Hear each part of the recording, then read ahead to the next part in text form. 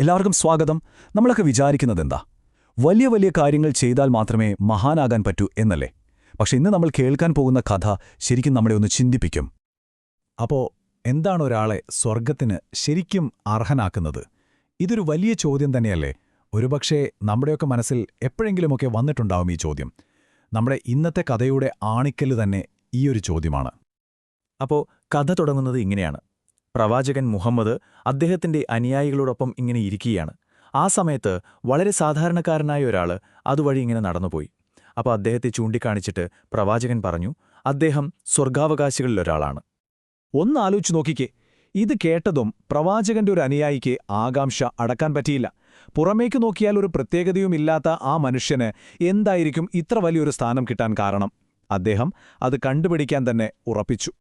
അങ്ങനെ ആ രഹസ്യം കണ്ടെത്താനായിട്ട് നമ്മുടെ ഈ അനുയായി ആ മനുഷ്യന്റെ വീട്ടിൽ ഒരു അതിഥിയായിട്ട് പോയി 3 ദിവസം അവിടെ താമസിച്ചു. അദ്ദേഹം ഓരോ നിമിഷവും സൂക്ഷ്മമായി നിരീക്ഷിക്കുകയായിരുന്നു. എന്തെങ്കിലും ഒരു പ്രത്യേക കാര്യം, എന്തെങ്കിലും ഒരു അസാധാരണമായ ആരാധന വല്ലതും കാണാൻ പറ്റുമോ? പക്ഷേ ഒരു രക്ഷയുമില്ല. രാത്രി മുഴുവൻ നീണ്ടുനിൽക്കുന്ന പ്രാർത്ഥനകളില്ല, തുടർച്ചയായ നോമ്പില്ല, ഒരു സാധാരണ മനുഷ്യന്റെ തികച്ചും സാധാരണമായ ഒരു ജീവിതം. ഇതോടെ ആ അനുയായിയുടെ കൺഫ്യൂഷൻ ഇരട്ടിയായി. വലിയ പ്രാർത്ഥനകളോ നോമ്പോ ഒന്നുമല്ല രഹസ്യമെങ്കിൽ പിന്നെന്താണ്? എന്ത് കണ്ടിട്ടാണ് പ്രവാചകൻ അദ്ദേഹത്തെക്കുറിച്ച് അങ്ങനെയൊരു വലിയ കാര്യം പറഞ്ഞത്? 3 ദിവസം മുഴുവൻ നോക്കിയിട്ടും ഒരു തുമ്പും കിട്ടിയില്ല. അവസാനം ഉത്തരം കിട്ടാതെ വന്നപ്പോൾ ആ അനുയായി ഒരു തീരുമാനമെടുത്തു. ഇനി ഇങ്ങനെ ഒളിഞ്ഞു നോക്കിയിട്ട് കാര്യമില്ല, അദ്ദേഹത്തോട് നേരിട്ട് തന്നെ ചോദിക്കാം. അങ്ങനെ അദ്ദേഹം ചോദിച്ചു. ആ മനുഷ്യൻ നൽകിയ മറുപടി അത് വളരെ ലളിതമായിരുന്നു. പക്ഷെ ആ വാക്കുകളിൽ എല്ലാം അടങ്ങിയിരുന്നു. അദ്ദേഹം പറഞ്ഞു, എന്റെ ഹൃദയത്തിൽ ഒരാളോടും ഞാൻ ഒരു തിന്മയും വെച്ചോണ്ടിരിക്കുന്നില്ല. ഇത് കേൾക്കുമ്പോൾ വളരെ സിമ്പിളായിട്ട് തോന്നാമല്ലേ? ഇത്രയുള്ളൂ എന്ന് നമ്മൾ ചിന്തിച്ചേക്കാം. എന്നാൽ ഈ വാക്കുകൾക്ക് പിന്നിലുള്ള ആഴം, ഈ ഒരു അവസ്ഥയിലേക്ക് എത്താനുള്ള ബുദ്ധിമുട്ട്, അതിനെക്കുറിച്ചാണ് നമ്മളിനി സംസാരിക്കാൻ പോകുന്നത്. അപ്പോ ഒറ്റ കേൾവിയിൽ ഇത്ര ലളിതമായി തോന്നുന്ന ഈ ഒരു കാര്യം എങ്ങനെയാണ് ഇത്ര വലിയൊരു പുണ്യമായി മാറുന്നത്? എന്തുകൊണ്ടാണ് ഇത് നേടിയെടുക്കാൻ ഇത്രയധികം ബുദ്ധിമുട്ട്? നമുക്കതിലേക്ക് കടക്കാം. ശരിക്കും ഒരാളോട് നമ്മുടെ മനസ്സിലൊരു ദേഷ്യമോ വെറുപ്പോ ഒക്കെ വരുന്നത് വെറുതെയല്ലല്ലോ. സാധാരണയായിട്ട് മറ്റൊരാൾ നമ്മളെ വേദനിപ്പിക്കുകയോ അല്ലെങ്കിൽ നമ്മളോട് മോശമായി പെരുമാറുകയോ ചെയ്യുമ്പോഴാണ് ആ ഒരു നെഗറ്റീവ് ഫീലിംഗ് നമ്മുടെ ഉള്ളിലുണ്ടാവുന്നത്. ഒന്ന് ഓർത്തു നോക്കൂ, നമ്മളെ ആരെങ്കിലും വാക്കുകൊണ്ടോ പ്രവർത്തികൊണ്ടോ വേദനിപ്പിക്കുമ്പോഴല്ലേ ആ മുറിവ് മനസ്സിൽ കിടക്കുന്നത്?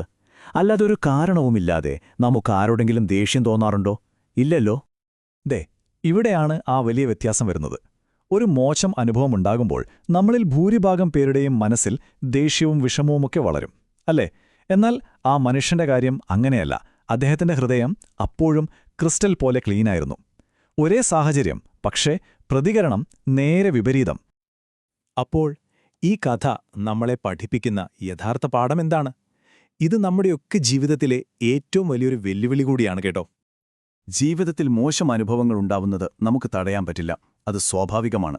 ആളുകൾ നമ്മളെ വേദനിപ്പിച്ചേക്കാം. പക്ഷേ അത്തരം അനുഭവങ്ങളോട് നമ്മൾ എങ്ങനെ പ്രതികരിക്കുന്നു, നമ്മുടെ ഉള്ളിൽ എന്ത് സംഭവിക്കുന്നു എന്നതിലാണ് യഥാർത്ഥ വിജയം കിടക്കുന്നത്. നമ്മുടെ കൺട്രോൾ അവിടെയാണ്. ഒന്നാലോചിച്ചു നോക്കൂ.